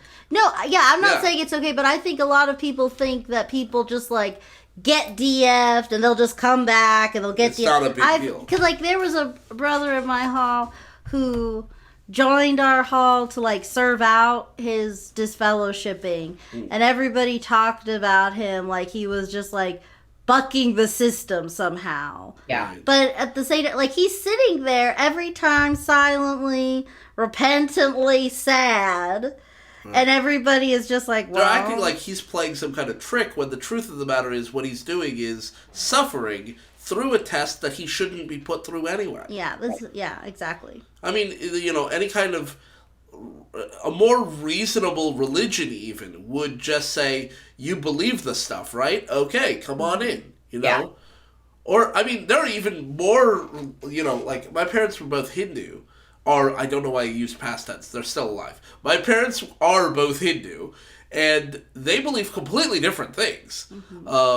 About how the world works and about Hinduism and stuff, and their religious beliefs are completely different, and they enter a Hindu temple, and there's no expectation that there's this list of things you must believe. And so, like, I think people in the West sometimes go, like, what? That's, like, a very unorthodox way to view religion, but, like, it's really the Abrahamic religions and the offshoots of those Abrahamic religions that have strict rules about you must believe X, Y, and Z in order to be part of our club. Yeah. And the witnesses take that to a very torturous extreme. Yep. You know? Sure do. So you get back in. Yes. And life is, it sounds like bad still. It was, because he was still doing things that I knew Were bad for you. he should be disfellowshipped for, things that were bad for me personally. Yeah. And the amount of guilt that I felt of keeping all of that to myself and keeping it secret and making it look like I was something that I was not was very difficult for me. And I think it's worth, sorry to keep interrupting you, I just want to reiterate as well for the listener that, like, while we're hearing Johanna's story, consider that this is every person in the hall has a story.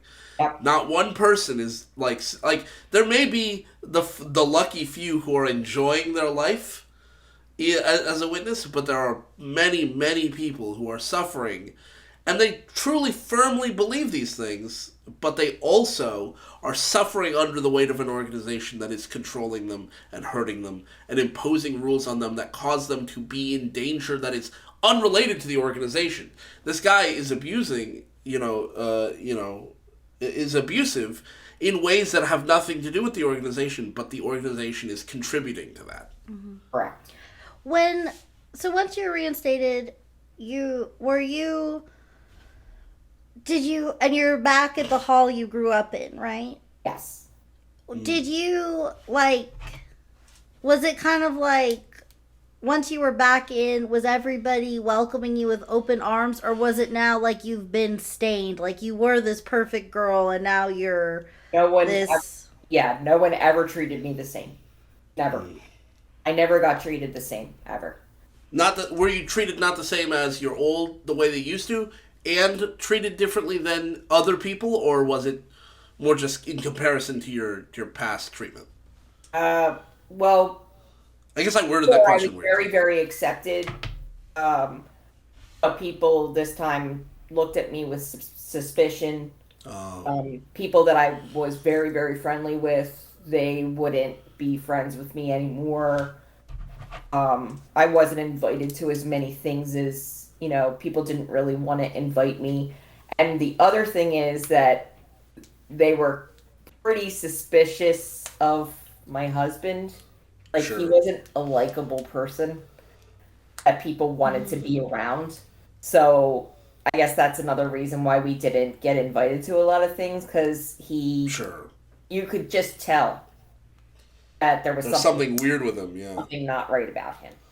And that's fascinating to me, because you're the victim of the situation, and you would think people would recognize there's something really off about this guy. He's giving me the heebie-jeebies all the time, and there's this lady with him who says she's happy, because I assume you would say you were happy, and yet she's around this guy who gives me the heebie-jeebies. You would think that a more comforting society would say we should take we should take a closer look at that and make sure that everything is okay. But instead, they viewed you with suspicion in addition, because he's the head of the household. He's a man. Right. That's ugh. Yeah, I'm so glad. I just want to say, I'm so glad you're out of that situation. Thank you very much. I am too. Yeah, I'm sure. So he stopped. He pretty much only went to meetings maybe for about 6 months after he got reinstated, and then pretty quickly stopped going. And then I started going less and less and less until I stopped going as well. Okay. And then did you fade this time, or did you... I did. I faded until I met my current husband.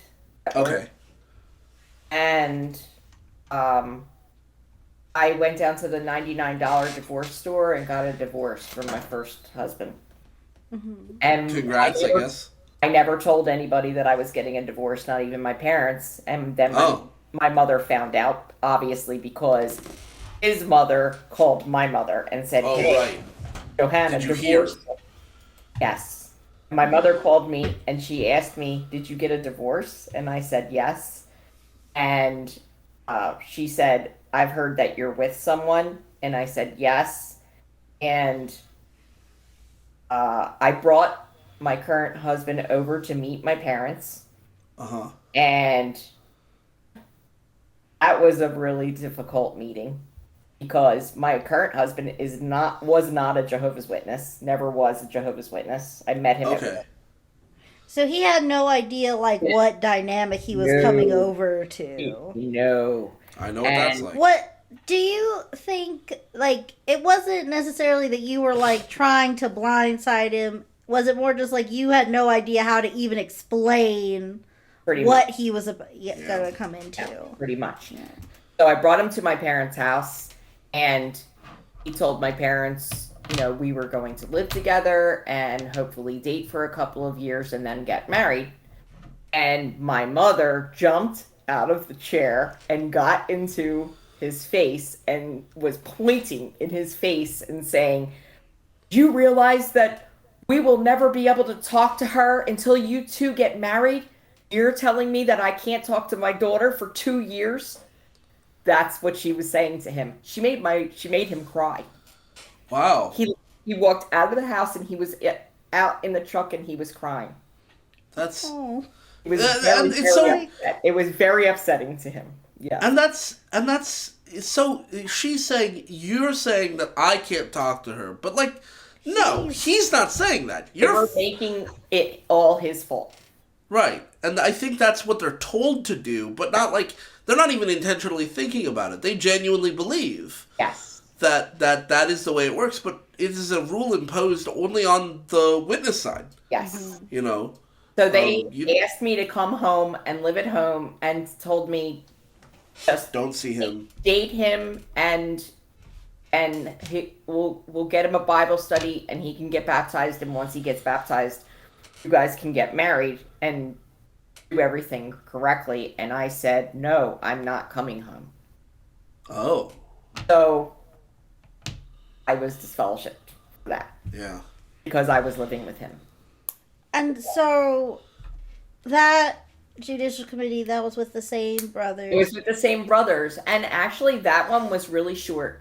And I explained my position to them. And I said, at any point did you elucidate about the divorce, why that happened? And I never told them. I never told them anything about the abuse. Never. No. Okay. No. Yeah, because I mean that wouldn't have made a difference. No, it wouldn't have. So I told them my intention was to get married to him and come back. And they said, "Okay, we'll see you when you get back."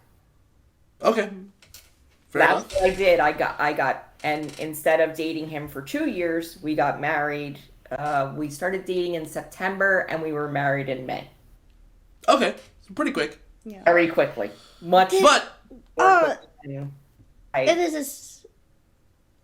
if this is too personal, you don't have to get into it because this isn't technically part of your thing. But what was your husband's like feelings on like he cried at what your mother told him, and then like he married you pretty soon after? Was he like, what was his take on this? Was he just totally surprised? Was he like... He was totally surprised, but believe it or not,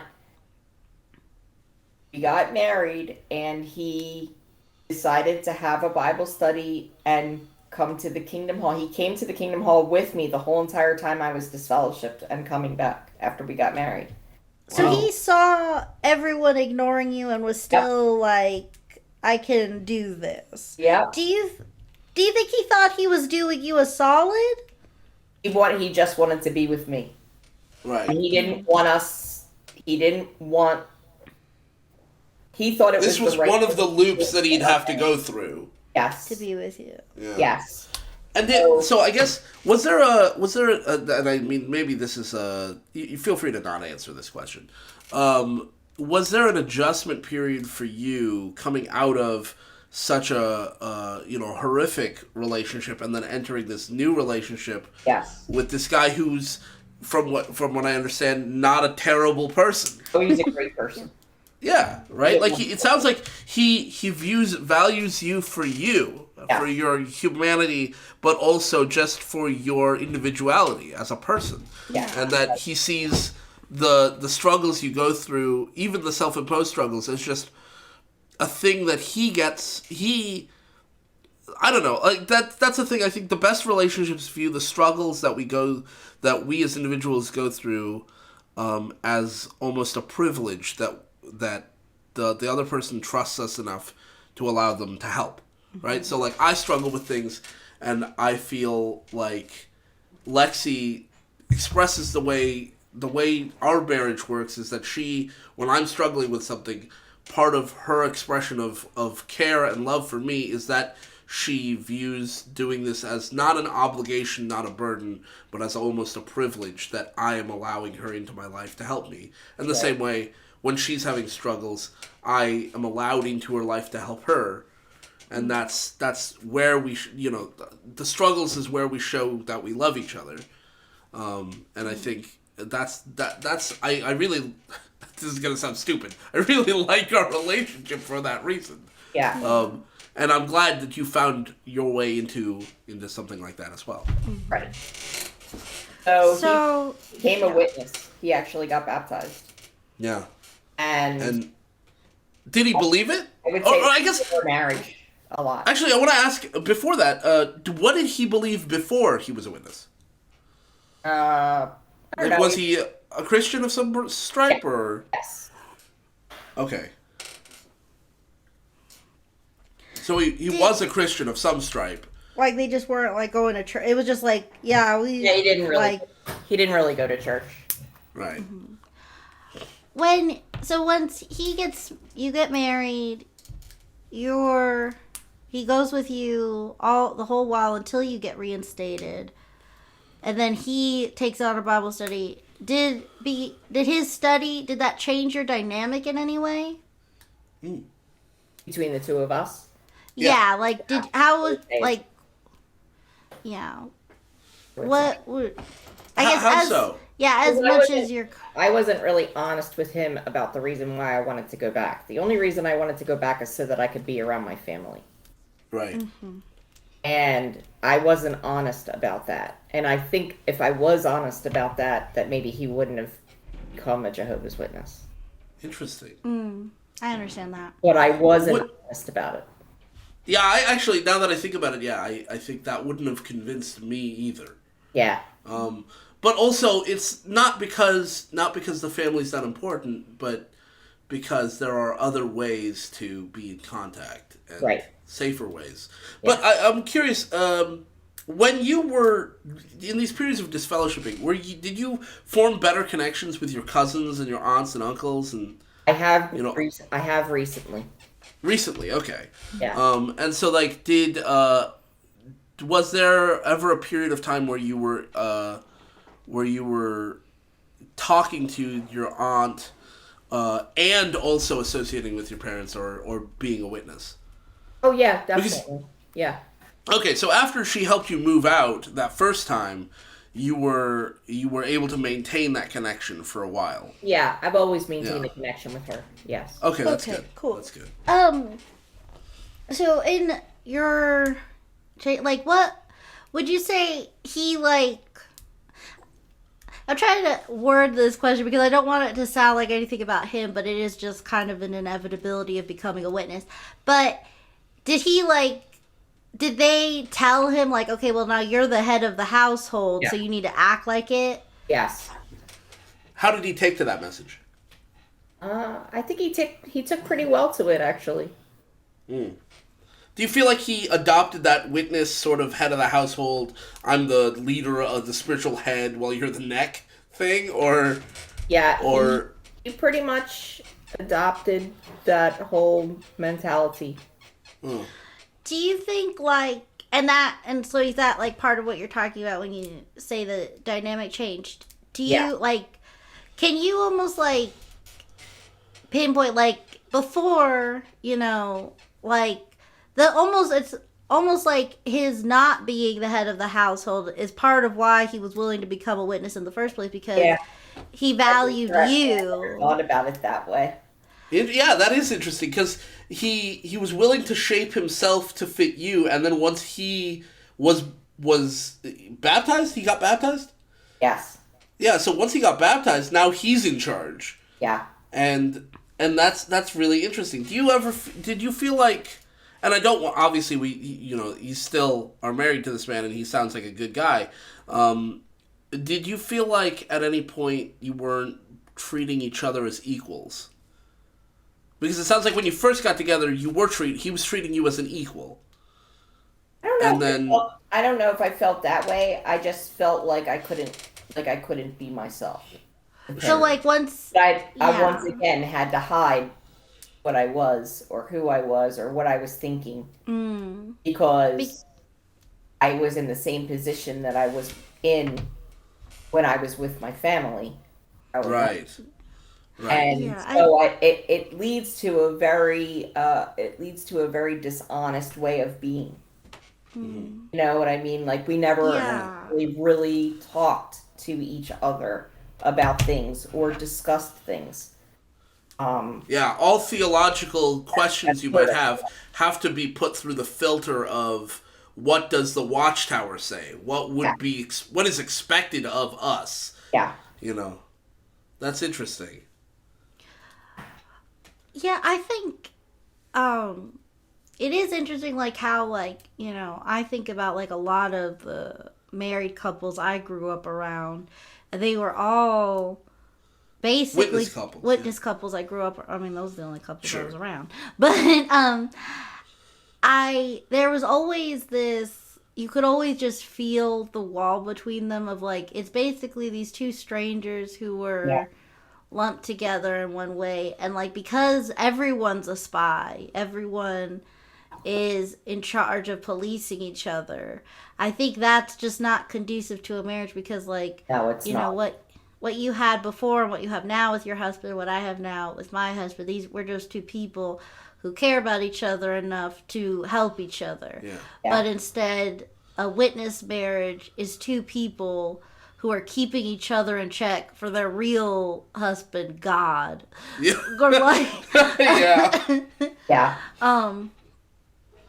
That's interesting. Yeah. So you're basically both playing chaperone to each other, except also the man gets extra rights. Yeah. Yeah. Definitely. So you both were in again, and you eventually now you both have woken up. You're both out. So what was the process there like? How did one of you wake up first? Did you both wake up at the same time? Did your kids involved? So I got disfellowshipped again in 2008. Okay. And but I would say that I was still POMI all the way up to the point of the beginning of the pandemic. Oh, okay. My husband has faded. He's never been disfellowshipped. Oh, okay. So at the time that I got disfellowshipped, he was still trying to take my girls to the meetings, and he was a ministerial servant, and he was close to, I would say, probably close to being appointed an elder because he was giving away talks and things like that. And it was a depressing time for both of us, and it was a time of uncertainty for both of us. And so he started kind of shirking his congregational duties. And when the circuit overseer came around, he had a meeting with all of the elders and ministerial servants, and in front of everyone basically told my husband that if you worked for a business and you were not doing your job, you would get fired. And my husband said, "Are you firing me?" And he said, "Yes." Wow. In front of everyone. And my husband never went back to the meetings after that. So that was a while ago. That was back in 2009. He hasn't. And so is he being kicked out of just as a ministerial servant? Yes. Well, I guess But they intended him to still come to the meetings and stuff, and he just stopped going to the meetings. They never, was he still they mentally never in? At that point, I think he was just done. Okay. Yeah, and he was like, "This isn't the way you do things," and he never went back. But you two had never talked before that about because it sounds like this was something that was building in his mind, but he hadn't maybe verbalized it. Right. I think so. Have you had conversations since then about like what he was feeling before that, and how his mind had changed? Not really. We haven't really discussed it. Just his feelings about that particular situation. Yeah. And that he was angry. Very, very angry. Sure.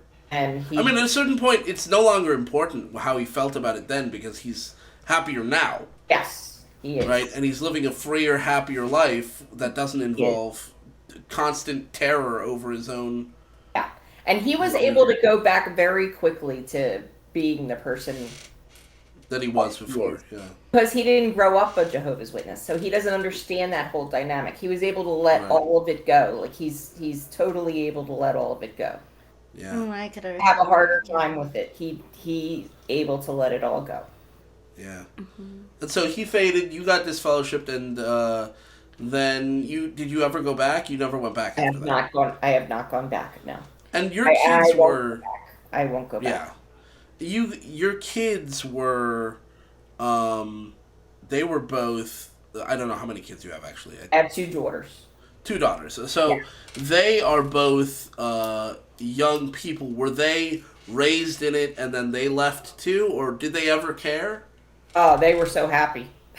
Okay, yeah. They maybe saw it from the perspective of, like this is a thing I think that young people with access to the internet tend to be a little bit more wary of these sorts of belief systems, because it's a lot easier to find people who don't believe these things, and also a lot easier to find people who are critical of these ideas. Mm-hmm. So I did raise them as witnesses, but I didn't do all the expectation things that my parents did with them. Right. So I didn't, tell them. I was always intended for them to go to college. School was very important for me, for them, as far as I was concerned. Sure. I did let them have friends that were not Jehovah's Witnesses. I let them go over to other people's homes. But we did go to all the meetings, and I did take them out in service. So there were, and we also didn't celebrate holidays. So there were things that, there are things that they are both resentful over, because I raised them as witnesses when they were little. But my oldest daughter was 13 when I got disfellowshipped. And my younger daughter was 9. Okay. So they didn't... It sounds like they missed out on the very young childhood, but the childhood stuff. So they missed out on birthdays and Christmases and stuff. And boy, did I ever make up for it. Yeah. After I got disfellowshipped, they got everything they wanted. So yes.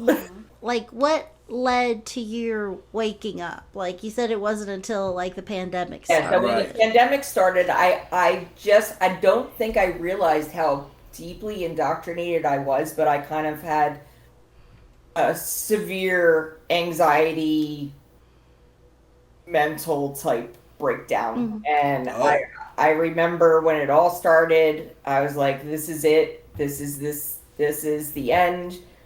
And it's okay if I die at Armageddon, but it's not okay that my girls and my husband do. They don't deserve this. And I remember being outside and I was crying. I wasn't sleeping. It was terrible. And the friend, the one that loaned me the first and last month's rent, the same friend, he sent me a Lloyd Evans video. Oh, interesting. Okay. And I watched that. And then I subsequently binge watched every single thing he put up for 3 straight months. And I woke up. And so, like, obviously Lloyd was a big part of how a bunch of people left, and there's lots of stuff going on with Lloyd that we don't want to get into right now.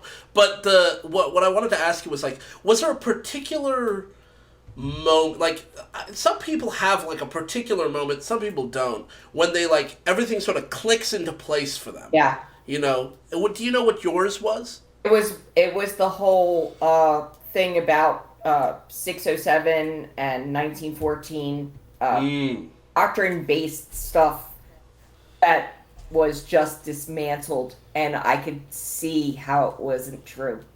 Right. And like, if this very fundamental idea just doesn't add up it's not even like an interpretation thing. It's just like strictly. It was all about doctrine for me. And then the child sex abuse stuff. Right. And I was just in shock. I was in shock. And also, so I've been out since 2008. So obviously they didn't have JW Broadcasting or any of that stuff. And when I started seeing all that, I'm like, what is this? I mean, I was in shock at all of this broadcasting that they were doing, and cartoons, and I thought the TV evangelist it had become, and I was like, this is a completely different religion. It's not even the same anymore. And the stuff that they were saying, like all of the anti-homosexual rhetoric and the different, talks about just horrible stuff. I couldn't believe it. Yeah. Do you, with your family, did they wake up at all, or were they just like, once we stopped, it was like that was they were out? Yeah, no, they never did. So my father died about 7 years ago, and when he actually had always had heart issues, and about a year before he died, he went to the doctor because he was having some heart issues, and they told him he needed a quadruple bypass. Oh. He did not want to have the surgery because of the transfusion. Yeah, because he couldn't find a surgeon that would do it without blood. So he went and did a bunch of other stuff. He did, angioplasties and stents and all kinds of other things instead of getting the surgery. And his heart got weaker and weaker. And he finally found a surgeon that would do it bloodless. Wow. And the surgeon is a brilliant man. He's not only a heart surgeon, but he's also a civil engineer. So brilliant guy. I had conversations with him. So my dad had gotten to the point where he really needed to be hospitalized on a full-time basis until he had this surgery. So he was in the hospital for about a month before he died. And he insisted that I be let back in and be viewed as part of the family, and that my sisters, my brother, and my mother treat me as if I was part of the family. And I got to spend that last month with my dad. And we had lots of talks. About the religion, or just about some of it? Catching up? Some about the religion, and some about just your family. Yeah, and some about family. Yeah, and it was good for me. I was really glad that I got to spend that time with him. Yeah, and with them, did you feel? Did they accede to his wishes that they would? Yep, they did. Yeah, and they treated me just like I was back in the family. And then as soon as my dad died, my mother said, unless you come back, I want absolutely nothing to do with you. Mm-hmm. And that's pretty much the last time I've talked to them, 7 years ago. I saw my mom, my uncle her brother passed away, and I saw my mom at the funeral, and I saw her. I mean, I walked up to her. She wasn't going to come up to me and say hello. I walked up to her because I don't shun people. Right, of course. I walked up to her, I gave her a hug, and she barely hugged me back, and that's it. I don't see my brother. My mom lives 5 minutes from me. My brother lives 5 minutes from me, and I have two sisters. One lives around here. One lives in Kentucky. She and her husband went to go where the need is great. And Yeah, that's a thing. Basically, How do they know so that Kentucky's where the need is great? basically, if it's like an area, like you know how here you can like find a bunch of doors all together, but if Yeah. they're like more spread apart, that's where the need is greater Yeah. because it's harder to work that territory. Yeah. So they need more people willing to work the territory. Yeah. Okay. That sounds like an easy way to get away. I think, It's yeah, my sister's they're pretty all very devout. Yeah. I mean, they're all pioneers. Have you tried to reach out to them? No. No. well, I guess on a lighter note, let's just to sort of wrap up. We just want to talk a little bit about like now you're out. You're not a believer anymore. You're Question: do you believe in a God still? I have a very hard time thinking that with everything that's so beautiful in the world, you know, the variety of animals and flowers and the intricacy of things, that it wasn't created by a being. Okay. But so I believe that some type of being did create this. I'm not really sure what I believe, to be honest Okay. with you. yeah, No, that's a perfectly fair place to be. I mean, nobody's gonna test you. Yeah. yeah. No, I think that's fine. I think Well, yeah, of course it's fine. yeah. Yeah. I would say probably I'm agnostic. Yeah. I use the labels atheist and agnostic the way that well, I don't know. I think Matt Dillahunty used to use the labels this way, but I don't think he does anymore. I don't think he really cares about it. To be fair, labels are not that important, but Right. I tend to think of myself as an agnostic atheist, meaning I don't believe that there is a God, but I don't claim to know anything about like whether or not that's true, right? Like knowledge is justified true belief, and I think it's probably true that there's no God, but I also don't have a way to check. So there's no way for me to know. Yeah. At least now, right? Unless there's some way somebody could provide a way, but I don't know what that would be. Right. You know, somebody there may be some proof of God out there, but I don't know what it is. Yeah. But you know, I think that's a thing that sometimes people from within a high control group, you may not recognize that there are lots of other safer, healthier ways to maintain your beliefs. Yeah. You can leave the witnesses and still hold almost all the same views about the way the world works and not be part of that organization. Those are not mutually exclusive. But I want to ask, so you're out, you're not a witness anymore. How is your life better, and how is your life worse now than it was then? My life is definitely not worse. I mean, I'm sure there are some parts of it that you wish were different. No, I think my life is really good right now. Oh, well, that's good. I love my life right now. Yeah. Would you say My husband and I are closer than we ever have been. Yeah.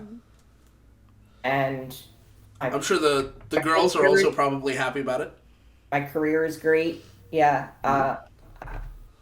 The only thing that I really kind of wish I could get rid of, like, are the triggers that come from growing up as a Jehovah's Witness. Like when the whole Russia thing started, I was really triggered, very triggered. Yeah.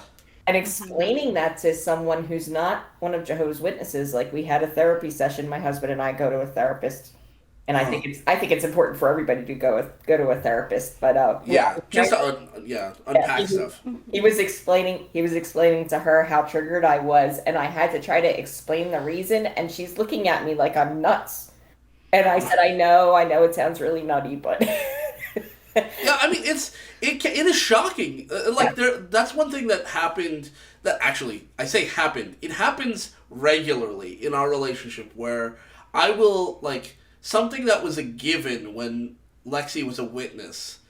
she will just kind of offhand state, and it'll be a completely foreign concept to me. Yes. Like, when we first got together, she was like, oh yeah, the question of sovereignty that was raised in the Garden of Eden, and I'm like, what is she talking about? Like, I've read the Bible cover to cover multiple times. Multiple versions of the Bible, different translations. I've never even heard this phrase. And because he told me he was like an atheist who had like, you know, studied lots of religions and stuff, like to sort of like confirm where he was at. I was like, oh, okay, then you definitely know we could just talk like grown-ups. So, and then I would just bring up this stuff, and he would. And what's funny too, at the time I didn't. Not that I'm an expert, by the way. I'm not an expert. But I didn't realize just how crazy I really sounded until like much later to the relationship. I'd be like, well, remember when I brought this up? And he'd be like, yeah, I didn't. That was nothing to me. Yeah, I didn't know that what you was were a talking foreign about. language to me. Yeah, like, she told me about the King of the North, King of the South thing. Yeah. And I was just like, what are you talking about? I said to the therapist, I said, no, this isn't Game of Thrones, even though I know You're right. it sounds like it is. Yeah, it sounds like fantasy, like a fantasy novel. And like, the King of the North, actually, we have a post on our on our Instagram about the King of the North, King of the South thing. And in that post, I also reference, there's another post on Instagram from jw.log. Really fascinating Instagram. He doesn't post nearly enough, but he does these really good infographics about how the teaching has changed over time. And you can see like a graph of like, from this year to this year, this was the King of the North. Yes. But then when that didn't turn into anything, this person became the King of the North. And like, you know, it's changed like 8 or 9 times total. And like, hearing about that for the first time was really fascinating, because I was like, I'd read this passage before, and I took the view, I was like, I don't know who they're talking about. Let me go see what a biblical scholar says. Oh, the King of the North is Syria. Okay. Yeah, and that was where my thought process about it ended. Fulfillment. Okay, so you mentioned, you know, like this, like, still triggers. Would you say there's, like, things like this that, even though you don't believe anymore, there's still, like, lots of things that you still find yourself worrying about, like, from a witness perspective? Yeah, I do. I still find myself worrying, but what I do is, like, I can tell you, chatting with other people that used to be Jehovah's Witnesses as well is very helpful to me. Or actually, you know, watching a video that somebody made, like Jake made the Russia video, and that was extremely helpful for me to calm down. Yeah. You know, it just helped me calm down, because it shows how stupid it is and how it's not true. It can't. Yeah. So even though, like, if I have that fear, so I'll just do something to help myself remember that it isn't true. Right. One thing I was wondering, I struggle with this, but, you know, if you've had any, like, difficulty adjusting to life outside, like, for me, I'm still working on being more of a critical thinker. Yeah. Because for me, if someone says something with confidence, well, then it must be true, because you can't say stuff like that unless it's true. Yeah. So that's something. That. I have problems judging who is a good person and who is not a good person. Mm-hmm. You know, I've trouble with a lot of things socially that other people don't have trouble with. So, you know, like, for instance, when I first started watching Lloyd's videos, my husband didn't like them at all. And, sure. Right. Yeah, and he was right, and I was wrong about the, you know. Yeah. I mean, I think there's a lot of other places you can go. Yeah. You know, to get through this. One of the things I think is important, though, is that, you know, the ex-JW identity doesn't need to be your identity for the rest of your life. No, in theory, the best trajectory should be that you leave that behind too. Yeah. And you just live as a happy person. Yeah. Yeah. You know. What? I've been able to be happier over the past 2 years, though. Yeah. than I have in my whole entire life. Like I feel like the pandemic has been a really good reset switch for a lot of people It who are has. stuck in ruts. It has, You know. but like now I can celebrate a holiday without feeling guilty. Like I've celebrated Christmas That's great. since 2008, but this past year is the first time I celebrated it, and I didn't feel any guilt whatsoever. That's No. great. Yeah, amazing. You know, so Have you that's- celebrated? What other holidays do you celebrate? all of them. All of them. Yeah. So Like I could care less about Easter. Like I really don't. Sure. Care. I don't Fair really enough, care yeah. about Easter. I mean, but it's just a time to get together with family. That's pretty much Sure. all it is. But I celebrate all of them. Get dressed up for Halloween, and I didn't feel Oh, that's fun. didn't feel guilty. You know, like I didn't. Yeah. When I first started celebrating Christmas, I had the littlest tiniest tree, and I put it over in the corner where nobody could see it from the outside window, because God forbid I was petrified if my parents drove by the house and saw lights. Oh, yeah. That's kind of how I felt. And I felt like that, and I've slowly gotten like more and more decorations, and now I have a humongous tree. Yeah. Is it like do you get like a real wood tree, or is it like a? No, I have a fake one. Yeah, my family always had a fake one. Yeah. And we pack it up at the end. And, Yeah. I guess a last question, just kind of wrap up everything we've talked about. Do you feel like, in a way, like, how would you say your social life has, and like just all the relationships you have in general, is there a way that you feel they're more fulfilling now that you are not a witness anymore?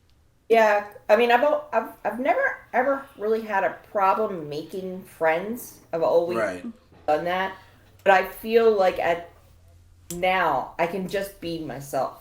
I can just be me. You know, whereas before I had to pretend, depending on who I was with. I had to pretend about who I was, and so I feel like that affects your social relationships, because if you're not being authentic and honest, you can't really have a relationship with somebody. Right. Yeah. Not something that's deep and meaningful. Yeah, that's absolutely true. Yeah. I mean, if you're not honest with the other person, then it's not even you who's having the relationship. Right. It's some facsimile of whatever you want to seem like. Yeah. Yeah. No, that's a really poignant insight. Is there anything you would like to say to anyone who might be watching? It can be, I guess, say who you want to say this to. If it's to like people who might have shunned you, or if it's to people who are questioning, or if it's to other ex-JWs who've already left. Yeah. I would just say, don't waste your time in this religion. And I just feel for my family, my immediate family particularly, I feel so sad that they've wasted their whole entire life in this religion. Yeah. You know, they've lost all the time that we could have spent as a happy family and been together because of these beliefs. Yeah. Yeah. No, that's powerful. Yeah, that's true. Well, thank you so much for letting us just listen to your story. I think it's really it speaks to a lot of people's experiences in a lot of different ways, and I'm just glad that we got to sit here and talk and get to know you better. Yeah, me too. It helps me too. Yeah, absolutely. Yeah. Getting to openly speak about what's happened to you. Yeah. A lot of stuff has happened. Yeah. The only thing I feel like I regret is, I'm going to be 55 in May, and I feel like I'm kind of just starting my life the last 2 years. Sure. Yeah.